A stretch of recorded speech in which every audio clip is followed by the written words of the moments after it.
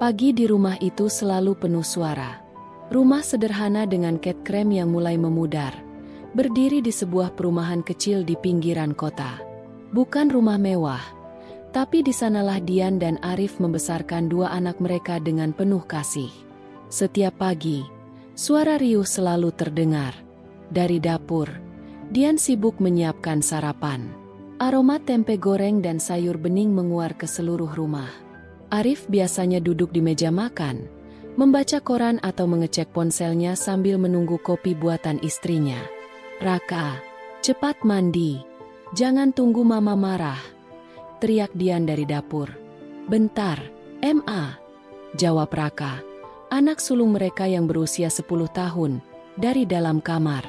Sementara itu, suara paling ramai justru datang dari anak bungsu mereka, Lani. Bocah perempuan berusia 6 tahun itu adalah cahaya rumah. Ia berlarian di ruang tamu sambil membawa boneka kesayangannya. Boneka beruang coklat yang diberi nama Bubu. "Papa, lihat nih, Bubu bisa ngomong," kata Lani sambil menggerakkan boneka itu seperti sedang bicara. Arif tersenyum lebar, menutup sebentar korannya. "Wah, Papa kalah pintar sama Bubu, ya?" Gelak tawa mereka mengisi ruangan. Dian sering ikut tersenyum tanpa sadar. Hidup mereka sederhana, tapi penuh arti. Arif bekerja sebagai karyawan di sebuah perusahaan logistik. Gajinya tidak besar, tapi cukup untuk kebutuhan keluarga. Sementara Dian, setelah menikah, memilih menjadi ibu rumah tangga. Ia ingin fokus mendampingi anak-anak tumbuh besar. Meski kadang lelah, Dian merasa keputusannya tepat.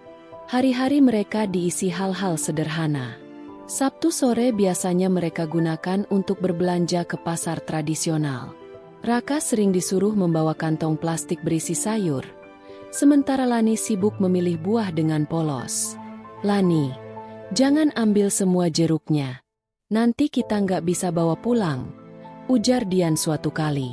"Kan Lani mau kasih mama banyak vitamin biar nggak sakit," jawabnya polos, membuat Dian dan Arif tertawa.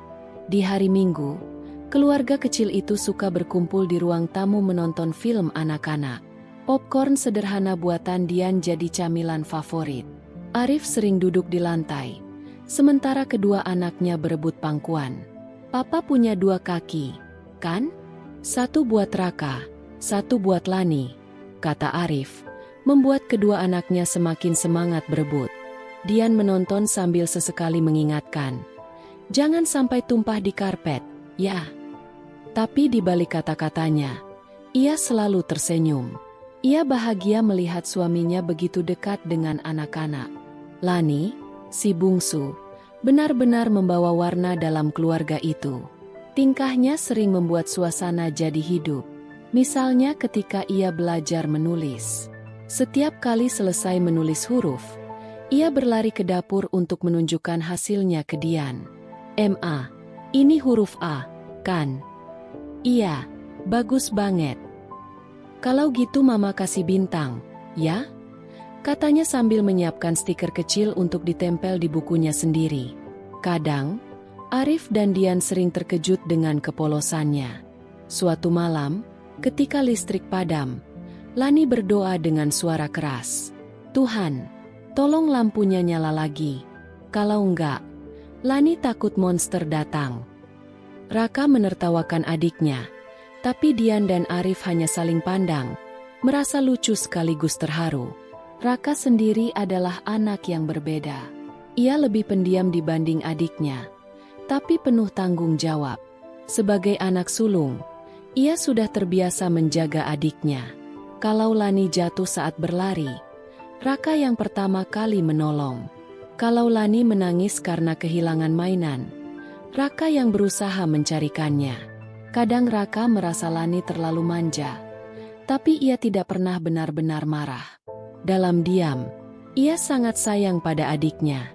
Malam hari adalah waktu paling hangat bagi keluarga itu. Setelah makan malam, mereka sering duduk di teras. Angin malam berhembus pelan, suara jangkrik terdengar, dan mereka bercerita. Arif suka berbagi cerita masa kecilnya di kampung. Raka mendengarkan serius. Sementara Lani sering menyela dengan pertanyaan-pertanyaan lucu. Papa dulu main layangan juga. Iya, dan pernah jatuh dari pohon karena mau ambil layangan, jawab Arif. Papa berarti nakal ya? Dian tertawa. Makanya jangan ditiru, ya.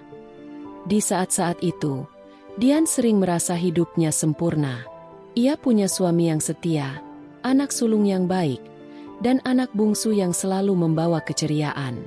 Ia tidak pernah meminta lebih dari itu. Sekolah menjadi rutinitas harian anak-anak. Raka duduk di kelas 5 SD, sementara Lani baru masuk kelas 1. Dian selalu mengantar mereka setiap pagi. Jangan lupa belajar, ya. Jangan main terus, pesan Dian sambil merapikan rambut Lani. Iya, Ma. Tapi kalau ada PR, Mama bantu, kan? Jawab Lani. Tentu saja. Arif sering merasa bangga melihat istrinya begitu sabar mendampingi anak-anak. Ia tahu, tugas sebagai ibu rumah tangga jauh lebih berat daripada pekerjaannya di kantor. Arif sendiri berusaha selalu pulang tepat waktu agar bisa makan malam bersama. Tidak ada yang mewah dalam hidup mereka. Liburan keluarga hanya sesekali, itu pun ke tempat-tempat sederhana seperti taman kota atau pantai terdekat. Tapi justru disitulah kebahagiaan mereka terasa nyata. Suatu sore, keluarga itu pergi ke taman. Raka membawa bola, Lani membawa layangan bergambar kupu-kupu. Arif dan Dian duduk di bangku taman sambil memperhatikan anak-anak. Lihat tuh, layangan Lani nggak terbang-terbang, ujar Arif sambil terkekeh. Biarin, dia belajar. Kalau Raka pasti langsung bisa, jawab Dian. Dan benar saja, setelah beberapa kali mencoba, layangan Lani jatuh. Ia cemberut, tapi Arif datang membantu. Bersama Raka, akhirnya layangan itu melayang tinggi. Lani bisa, teriaknya riang, membuat banyak orang di taman ikut tersenyum melihatnya. Bagi Arif dan Dian, momen seperti itu adalah kebahagiaan yang tak tergantikan. Mereka melihat anak-anak tumbuh dengan cinta, rasa percaya diri, dan keceriaan. Malam itu, setelah anak-anak tidur, Arif dan Dian duduk di ruang keluarga. Lampu redup, suara kipas berputar pelan. Anak-anak cepat besar. Ya, kata Arif. Dian mengangguk, matanya menerawang. Iya, aku masih ingat waktu pertama kali Lani lahir. Raka seneng banget punya adik. Arif tersenyum. Aku bersyukur kita punya mereka. Hidup kita memang gak mewah, tapi aku bahagia. Aku juga, jawab Dian pelan, lalu menyandarkan kepala di bahu suaminya. Di balik kesederhanaan itu, kebahagiaan mereka nyata. Tidak ada pertengkaran besar, tidak ada ambisi berlebihan. Hanya cinta yang tumbuh di antara mereka. Keluarga itu tidak tahu bahwa semua kebahagiaan yang mereka nikmati akan diuji dengan cara yang paling tak terduga. Mereka tidak tahu tawar yang Lani, cerita polosnya, dan tingkah lucunya suatu hari akan tinggal kenangan.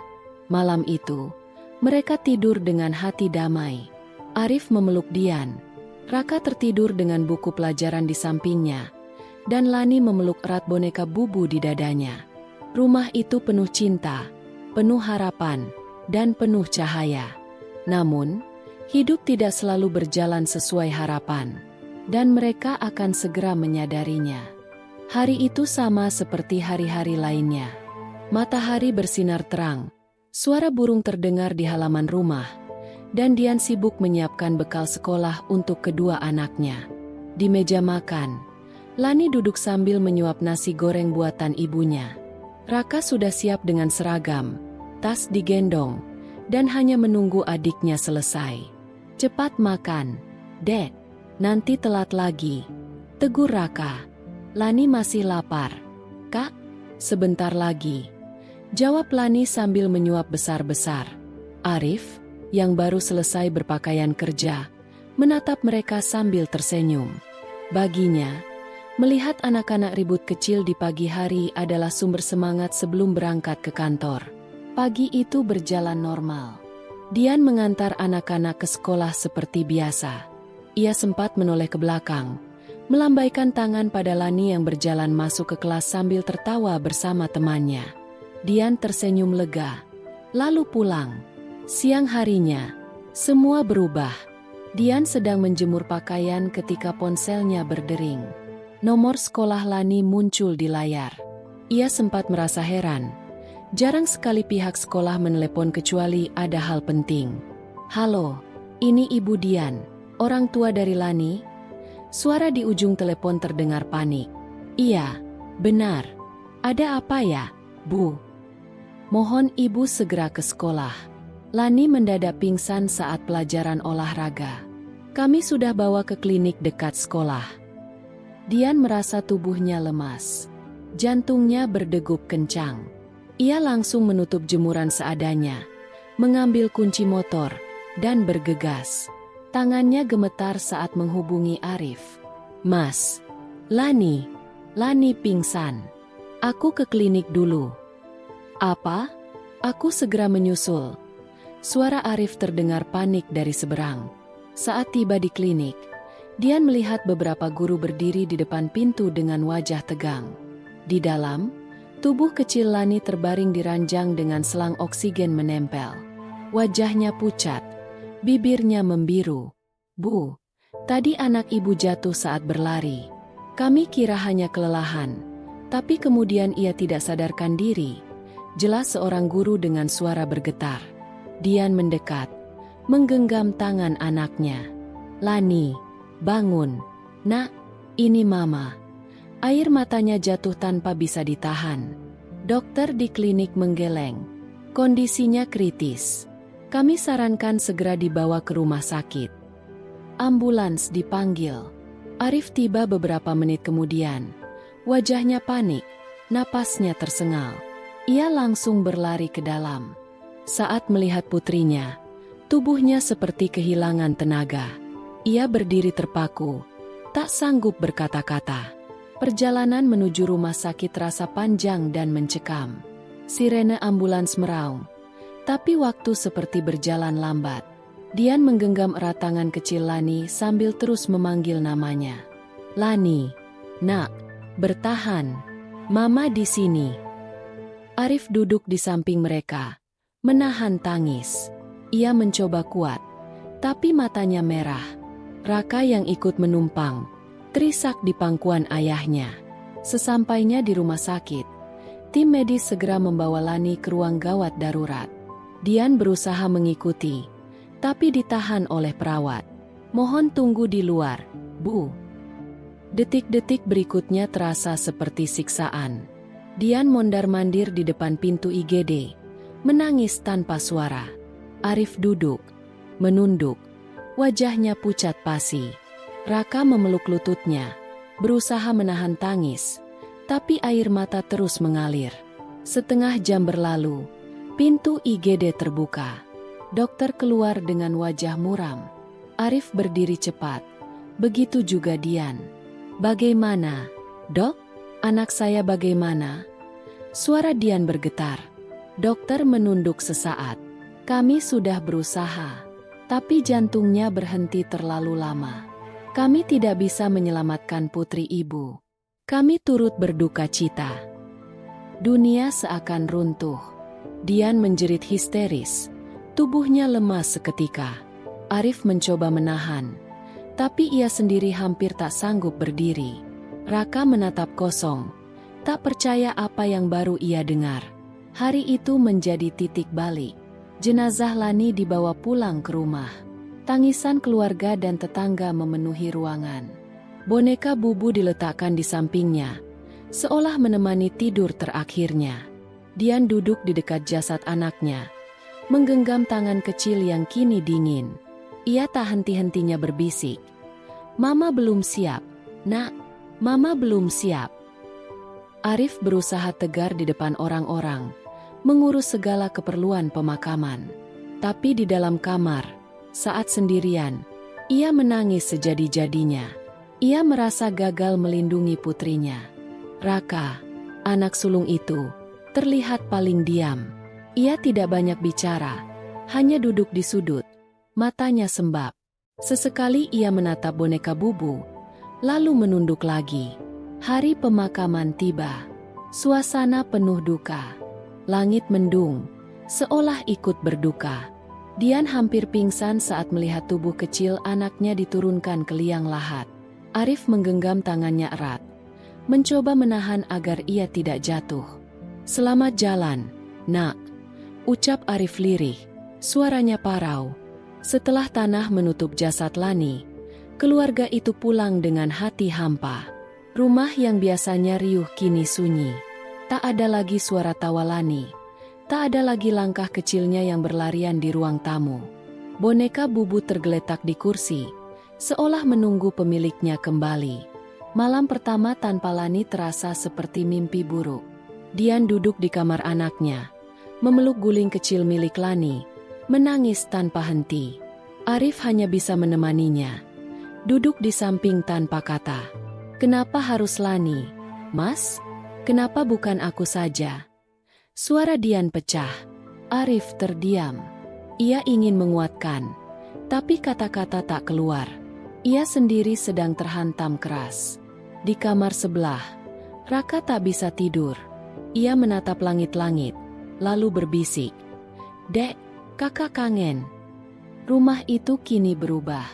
Bukan lagi tempat penuh canda, melainkan dipenuhi keheningan. Kesedihan menempel di setiap sudut. Hari-hari setelahnya tak lebih baik. Dian sulit makan, sulit tidur. Ia hanya ingin duduk di kamar Lani, memandangi foto anaknya. Kadang ia berbicara seolah Lani masih ada. "Lani, Mama masakin tempe kesukaanmu. Ayo makan," ucapnya pada kursi kosong. Arif berusaha menguatkan diri, meski hatinya hancur. Ia tetap bekerja, tetap mengurus Raka, dan tetap mencoba menenangkan istrinya. Tapi ia tahu, luka itu terlalu dalam. Rumah yang dulu hangat kini dingin. Tawa sudah lenyap, digantikan isak tangis dan rasa kehilangan. Kehidupan bahagia yang mereka nikmati seakan diambil begitu saja, meninggalkan lubang besar yang tak mudah ditutup. Dan sejak hari itu, perlahan tapi pasti, Dian mulai berubah. Sejak kepergian Lani, rumah itu tidak pernah sama lagi. Hari-hari yang dulu dipenuhi tawa kini hanya menyisakan keheningan. Dian, yang dulu dikenal sebagai sosok ceria dan penyayang, berubah drastis. Ia seperti kehilangan seluruh cahaya dalam dirinya. Setiap pagi, ia duduk di kamar Lani, memandang boneka Bubu yang masih tergeletak di ranjang. Matanya kosong, wajahnya pucat. Bahkan ketika Arif atau Raka mengajaknya sarapan, ia hanya menggeleng pelan tanpa suara. "Ma, ayo makan. Raka sudah siapin roti sama susu," kata Raka suatu pagi sambil membawa nampan kecil. Dian hanya menoleh sekilas, lalu kembali menatap dinding. "Ma, please," suara Raka lirih. Dian tidak menjawab. Anak laki-laki itu akhirnya meletakkan nampan di meja kecil dekat pintu dan pergi dengan langkah lesu. Arif sangat merasakan perubahan istrinya. Ia tahu, kesedihan kehilangan anak memang berat. Tapi Dian seperti menutup pintu bagi siapapun, termasuk dirinya. Malam-malam mereka tak lagi diisi percakapan. Dian lebih sering diam, menatap kosong, atau menangis sendirian. Pernah suatu malam, Arif mencoba meraih tangan istrinya di ranjang. "Kita masih punya Raka. Sayang, kita harus kuat buat dia." Dian menarik tangannya perlahan, berguling membelakangi Arif. "Mas, aku nggak bisa. Aku nggak punya tenaga lagi." Arif terdiam. Kata-kata itu menusuk dalam, membuatnya merasa tak berdaya. Hari-hari berjalan berat. Raka, meski baru 10 tahun, berusaha keras menjaga keluarga. Ia mencoba menghibur ibunya dengan cara sederhana. "Ma, tadi Raka dapat nilai 90 di ulangan matematika. Mama dulu suka bangga kalau Raka cerita nilai bagus, kan?" katanya suatu sore. Namun Dian hanya mengangguk sebentar, tanpa senyum. Raka menunduk, kecewa. Ia merindukan ibunya yang dulu selalu menyambut kabar sekecil apapun dengan pelukan hangat. Arif, yang menyaksikan semua itu, merasa hatinya teriris. Ia tahu Raka juga sedang berduka, tapi anak itu harus menghadapi ibunya yang seakan sudah hilang. Waktu semakin berjalan, tapi perubahan pada Dian semakin nyata. Ia jarang keluar kamar, jarang merawat diri, bahkan urusan rumah tangga kini diabaikan. Dulu, ia rajin memasak makanan kesukaan keluarga. Kini, dapur hampir selalu sepi. Arif yang mengambil alih tugas itu, meski dengan kemampuan seadanya. Kadang mereka hanya makan mie instan atau makanan cepat saji. Tetangga mulai bertanya-tanya, "Bu Dian sakit, ya? Kok jarang kelihatan?" Tanya seorang tetangga pada Arif. Arif hanya tersenyum pahit. "Iya, masih kurang sehat." Ia tidak ingin membicarakan terlalu banyak. Baginya, kesedihan keluarga adalah urusan mereka sendiri. Di sekolah, Raka sering terlihat murung. Guru memperhatikan perubahan sikapnya. Anak yang dulu rajin kini sering melamun. Pernah ia ditegur karena tidak mengerjakan PR. "Kenapa, Raka? Biasanya kamu selalu semangat." Tanya gurunya. Raka menunduk. "Maaf, Bu. Di rumah. Nggak enak. Mama nggak pernah bicara lagi." Guru itu terdiam. Hatinya ikut sedih. Ia tahu, kehilangan seorang adik tentu berat. Apalagi bagi anak seusia Raka. Arif beberapa kali mencoba berbagai cara untuk mendekati Dian. Ia membelikan bunga, memasak makanan kesukaannya, bahkan mengajak pergi ke tempat-tempat yang dulu sering mereka datangi bersama anak-anak. Suatu sore, ia mengajak Dian ke taman kota. "Masih ingat? Dulu kita sering kesini sama anak-anak. Lani seneng banget main layangan di sini." Dian hanya menatap kosong ke arah langit, lalu berkata lirih, "Jangan sebut namanya, Mas. Aku nggak kuat." Arif terdiam. Ia merasa semakin sulit menembus dinding yang dibangun istrinya. Di rumah, situasi makin tegang. Raka kadang tidak bisa menahan perasaan. Suatu malam, ia masuk ke kamar ibunya. "Ma, kenapa Mama nggak pernah lihat Raka lagi? Kakak juga kangen adik. Tapi kakak masih punya Mama. Kalau Mama terus kayak gini, kakak sendirian." Dian menatap anaknya sebentar. Air mata mengalir. Tapi ia tetap diam. "Ma, tolong dong." Raka memeluk ibunya. Tapi Dian hanya membalas dengan usapan singkat di kepala anak itu. Lalu kembali menunduk. Raka keluar kamar sambil menangis. Arif memeluknya di ruang tamu, mencoba menenangkan. "Kamu hebat, Nak. Mama cuma butuh waktu." "Tapi, Pak, Mama kayak bukan Mama lagi," jawab Raka dengan suara serak. Arif semakin tertekan. Ia harus tetap bekerja, mengurus rumah, mendukung Raka, sekaligus berusaha menarik kembali hati istrinya. Tapi seolah semua usahanya selalu ditolak.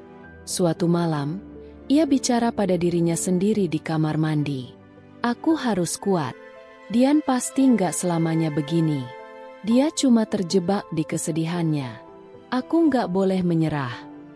Namun, dalam hati kecilnya, Arif mulai goyah. Ia merindukan istrinya yang dulu. Ia merindukan keluarga yang utuh, bukan rumah yang dipenuhi kesunyian. Hari-hari berikutnya semakin berat. Dian benar-benar mati rasa. Senyum yang dulu selalu menghiasi wajahnya hilang sama sekali. Ia jarang menatap mata siapapun, bahkan Arif. Kadang, ketika Raka bercerita tentang sekolah, Dian hanya mendengarkan tanpa tanggapan. Saat Arif mencoba bercanda, ia hanya mengangguk dingin. Rumah itu kini seperti dihuni orang-orang asing. Mereka masih tinggal bersama, tapi jiwa Dian seolah pergi jauh. Arif tahu, jika dibiarkan lebih lama, keluarganya akan semakin retak. Ia sadar, mereka butuh bantuan. Namun, sebelum mengambil langkah itu, ia hanya bisa berharap suatu hari istrinya kembali menemukan dirinya sendiri. Dan di tengah keputusasaan itu, Raka tetap berusaha menjadi penghubung. Anak kecil itu, dengan segala keterbatasannya, berjuang mengisi kekosongan yang ditinggalkan ibunya. Tapi pertanyaannya, sampai kapan ia sanggup? Hari-hari setelah kepergian Lani semakin terasa berat. Dian masih betah berdiam diri dalam kesedihan. Rumah yang dulu penuh suara kini sunyi, seolah kehilangan napas. Arif sadar, kalau ia membiarkan keadaan ini berlarut, keluarganya akan hancur. Ia tidak bisa kehilangan istrinya setelah kehilangan anak.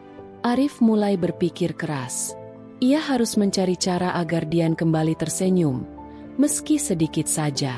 Ia tidak ingin Raka terus tumbuh dengan ibu yang dingin, yang seolah sudah menyerah pada hidup.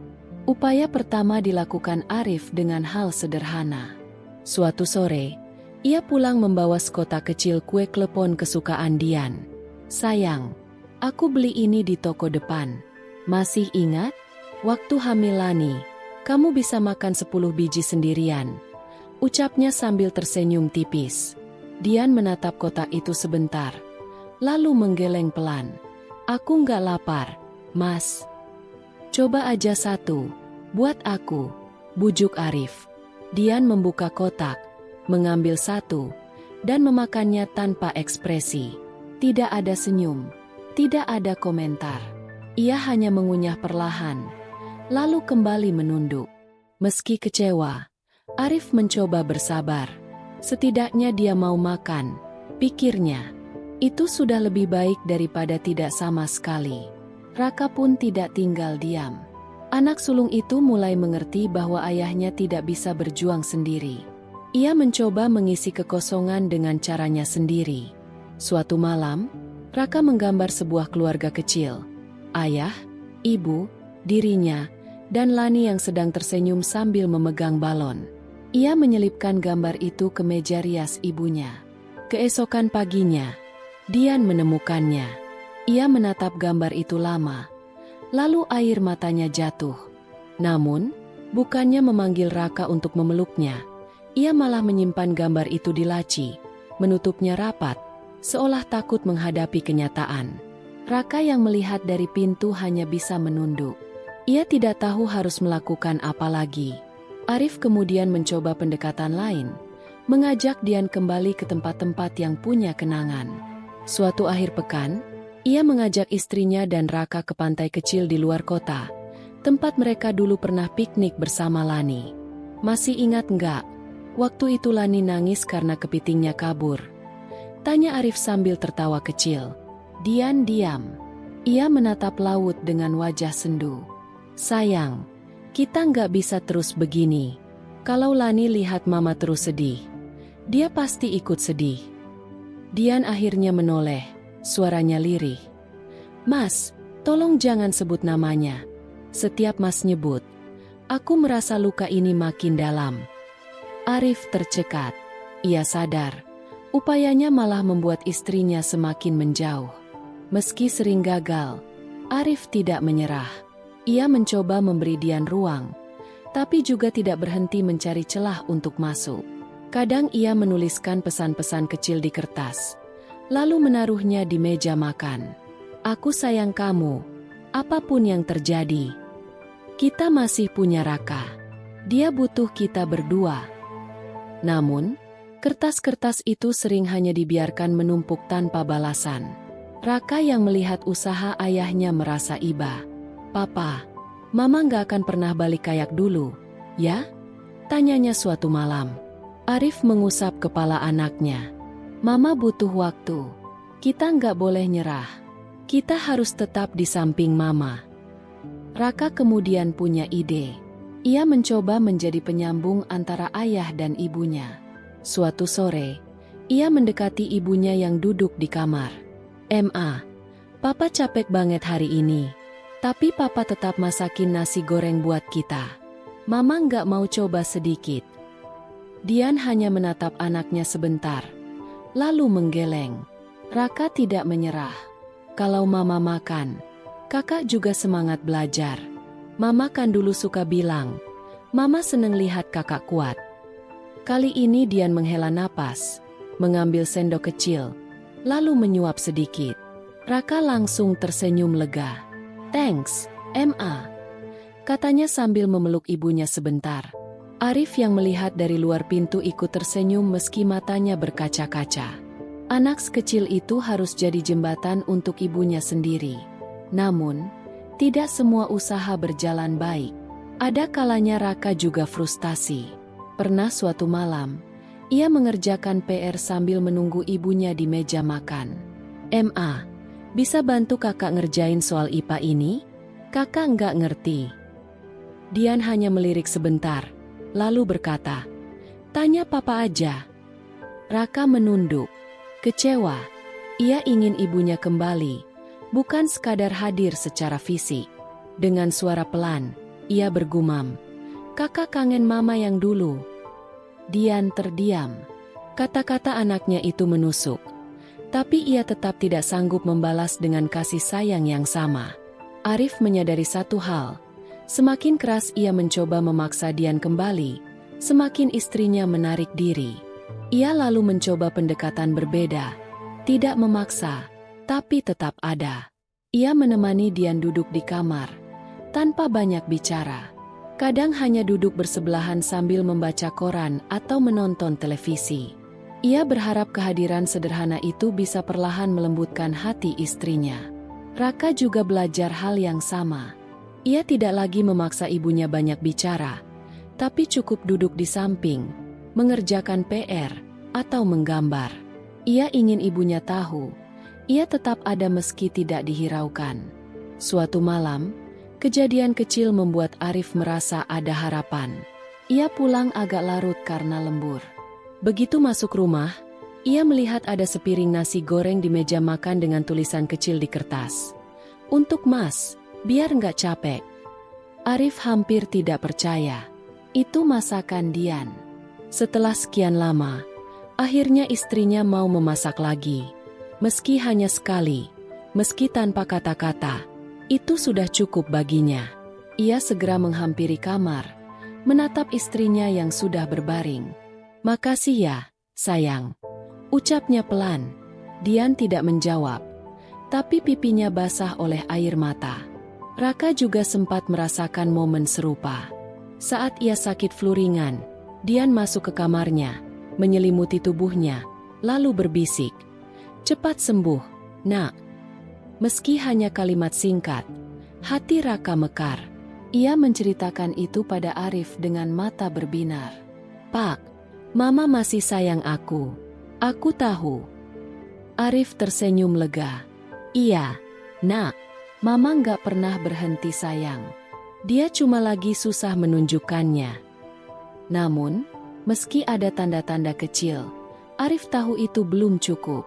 Dian masih terjebak dalam duka. Rumah mereka masih berat dengan keheningan. Usaha mereka berdua, meski tulus, terasa seperti berjalan di tempat. Suatu malam, setelah Raka tidur, Arif duduk termenung. Ia sadar, mungkin ada hal yang tidak bisa ia tangani sendiri. Ia bukan ahli, dan rasa kehilangan itu mungkin lebih besar dari apa yang bisa ia pahami. Ia memutuskan satu hal, mereka butuh bantuan orang lain. Mereka butuh seseorang yang bisa memandu Dian keluar dari labirin kesedihannya. Dan disitulah nama Dokter Maya muncul dalam pikirannya. Keputusan Arif untuk mencari bantuan bukanlah hal yang mudah. Dalam benaknya sempat muncul rasa ragu. Apa orang kampung akan menganggap mereka lemah karena mendatangi psikolog? Namun, ia sadar betul bahwa mempertahankan keluarganya jauh lebih penting daripada omongan orang. Keesokan harinya, setelah mengantar Raka ke sekolah, Arif menemui seorang teman lama yang bekerja di rumah sakit kota. Dari dialah ia mendapat rekomendasi nama seorang psikiater sekaligus konselor keluarga yang dikenal sabar, Dokter Maya. "Coba bawa istrimu ke sana, Rif," kata temannya. "Beliau sudah banyak membantu keluarga yang kehilangan. Aku yakin istrimu butuh seseorang yang bisa mendengarkan, tanpa menghakimi." Arif pulang dengan harapan baru. Namun tantangan sesungguhnya adalah meyakinkan Dian. Sore itu, Arif memberanikan diri berbicara. "Sayang, Aku tahu kamu masih sangat terluka. Aku juga. Tapi aku nggak mau kita terus terjebak begini. Aku sudah cari bantuan. Ada dokter yang mungkin bisa menemani kamu melewati ini. Dian menatap suaminya tajam. Mas, aku nggak gila. Aku cuma kehilangan anak. Arif menggenggam tangannya. Aku nggak pernah bilang kamu gila. Justru karena aku sayang. Aku nggak mau kamu sendirian di dalam luka ini. Dokter itu bukan untuk orang gila, tapi untuk orang yang butuh ditemani melewati masa sulit. Dian terdiam lama. Hatinya masih menolak, tapi jauh di dalam, ia tahu dirinya lelah.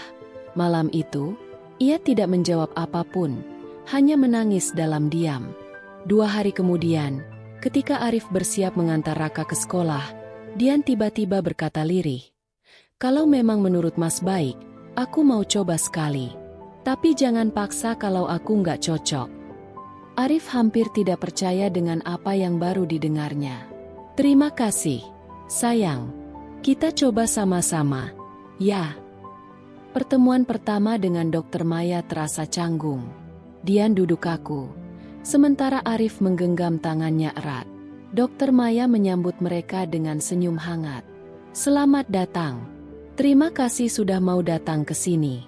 Saya tahu, langkah pertama ini paling sulit. Ucapnya lembut. Awalnya Dian hanya diam. Namun Dokter Maya tidak terburu-buru. Ia membiarkan hening, lalu perlahan bertanya. Ibu, apa yang paling ibu rasakan setiap kali teringat anak? Air mata Dian langsung jatuh. Untuk pertama kalinya, ia bercerita panjang tentang rasa bersalah, tentang mimpi-mimpi yang hancur, tentang sepi yang mencekik. Arif tertegun. Ia tak pernah mendengar istrinya mengungkapkan semua itu sebelumnya. Dokter Maya mendengarkan tanpa memotong, lalu berkata, rasa itu wajar. Kehilangan anak bukan hal yang bisa hilang begitu saja. Tapi satu hal yang perlu ibu tahu, luka bisa dipelihara, tapi juga bisa perlahan dirawat. Dan proses itu tidak harus sendirian. Dian menghela napas panjang, seolah beban berat sedikit terangkat. Sepulang dari sesi pertama itu, perjalanan pulang terasa berbeda. Dian memang belum sembuh, tapi ada cahaya kecil yang mulai menyusup ke dalam hidupnya. Arif menatap istrinya dengan harapan baru. Untuk pertama kalinya sejak Lani tiada, ia merasa, mungkin, mereka masih bisa pulih. Hari-hari setelah sesi pertama dengan Dokter Maya tidak langsung membuat keadaan berubah. Dian masih sering termenung. Rumah tetap lebih sunyi dibanding dulu. Namun, ada sesuatu yang berbeda. Ia mulai berani membuka sedikit ruang untuk berbicara. Setiap pekan, Dian dan Arif mendatangi klinik itu. Di sana, Dokter Maya perlahan membantu Dian menelusuri perasaan yang selama ini ia kubur. Pada sesi kedua, Dokter Maya bertanya, apa ibu pernah merasa bersalah karena kepergian anak ibu? Pertanyaan itu membuat Dian terdiam lama. Air matanya menetes. Ya, Dok. Waktu itu aku terlambat bangun. Kalau saja aku lebih sigap, mungkin aku bisa menolongnya lebih cepat. Dokter Maya menatap lembut. Perasaan bersalah itu sering muncul pada orang tua yang kehilangan. Tapi kita tahu, tidak semua bisa kita kendalikan. Yang ibu alami bukan karena kelalaian, melainkan takdir yang di luar kuasa kita. Kata-kata itu seperti membuka pintu kecil di hati Dian. Ia sadar, selama ini ia terlalu menyalahkan dirinya sendiri. Di rumah, Raka mulai merasakan sedikit perubahan. Suatu malam, ketika ia membawa buku gambar dan duduk di dekat ibunya, Dian tidak lagi pergi meninggalkan ruangan seperti biasanya. Ia menatap gambar Raka yang sederhana, 2 sosok manusia dengan tulisan, "Aku, Ayah, dan Ibu." Dian tersenyum samar. Senyum yang sangat dirindukan Raka. "Ibu suka gambar ini," ucapnya pelan. Raka menatap ayahnya dengan mata berbinar. Itu mungkin hanya kalimat pendek, tapi baginya, itu tanda bahwa ibunya kembali perlahan. Arif pun merasa lega. Walau perjalanan masih panjang, Ia melihat istrinya mulai berani mengekspresikan emosi. Terkadang masih ada marah, kadang sedih. Tetapi itu lebih baik daripada dia membeku. Dokter Maya mengatakan, proses berduka bukan berarti menghapus kenangan, melainkan belajar hidup berdampingan dengan kehilangan. Kata-kata itu selalu diingat Arif. Ia tahu, tugasnya bukan memaksa Dian melupakan Lani, melainkan menemaninya menerima kenyataan. Perubahan kecil itu membuat keluarga mereka mulai bisa merasakan kehangatan kembali. Senyum, obrolan singkat, bahkan tawa ringan yang sempat hilang. Hari demi hari, perubahan kecil di rumah mulai terasa nyata. Dian tidak lagi hanya duduk termenung di kamar. Ia mulai ikut menyiapkan sarapan bersama Arif, bahkan sesekali menyapa tetangga yang lewat di depan rumah. Bagi Arif dan Raka, hal itu terasa seperti keajaiban kecil. Mereka tahu, Dian masih berduka, tapi kini ia berani menatap dunia lagi. Suatu sore, Raka pulang sekolah sambil membawa nilai ulangan matematika yang bagus. Ia ragu untuk menunjukkannya, takut ibunya tidak peduli. Tapi ketika kertas itu ia sodorkan, Dian menatapnya lalu tersenyum bangga. "Pintar sekali anak ibu," katanya sambil mengusap kepala Raka. Raka langsung memeluk ibunya erat. Arif yang melihat pemandangan itu tak kuasa menahan air mata. Ia tahu, keluarga kecil mereka sedang berjalan menuju pemulihan. Malam-malam yang dulu sunyi kini mulai kembali diwarnai obrolan ringan. Kadang mereka hanya menonton televisi bersama, kadang membicarakan rencana kecil seperti jalan-jalan akhir pekan. Bagi mereka, hal sederhana itu sudah terasa berharga. Dokter Maya mengingatkan, keluarga adalah sumber kekuatan terbesar. Kalian mungkin tidak bisa menghapus kehilangan, tapi kalian bisa belajar menghargai setiap momen yang masih ada. Kata-kata itu menjadi pegangan mereka. Arif dan Dian lebih sering menghabiskan waktu bersama, tidak lagi menunda hal-hal kecil. Kehangatan itu membuat rumah yang dulu terasa sunyi, perlahan hidup kembali. Beberapa bulan setelah proses terapi berjalan, sebuah kejutan datang tanpa diduga. Saat merapikan lemari buku di kamar Lani, Raka menemukan sebuah kotak kecil berisi mainan, coretan gambar, dan sebuah amplop. Dengan hati-hati, ia membawanya ke ruang tamu. "Ayah, Ibu, ini aku temukan di lemari Lani." Arif membuka amplop itu perlahan. Ternyata isinya adalah surat sederhana dengan tulisan tangan Lani. "Ibu, Ayah, Kak Raka, kalau aku besar nanti, aku ingin kita selalu bersama. Jangan pernah sedih kalau aku nggak ada di rumah. Aku sayang sama kalian." Dian menutup mulutnya dengan tangan. Air mata langsung jatuh deras. Arif memeluknya erat, sementara Raka ikut menangis di pangkuan ibunya. Surat itu memang sederhana, mungkin ditulis Lani sebelum tidur di malam yang tenang. Namun bagi mereka, pesan itu seperti hadiah terakhir yang tak ternilai. Kesedihan memang kembali hadir, tapi kali ini membawa kedamaian. Mereka merasa Lani tidak benar-benar pergi. Cintanya tetap hidup di hati mereka. Dian menatap suami dan anaknya. "Aku janji, aku nggak akan membiarkan diri terjebak dalam rasa sakit lagi. Kita harus hidup seperti yang Lani mau." Arif mengangguk dengan mata berkaca-kaca. "Kita akan terus bersama, untuk dia." Malam itu, keluarga kecil itu berpelukan lama. Di balik luka yang mendalam, mereka menemukan kekuatan baru, cinta yang tidak pernah mati.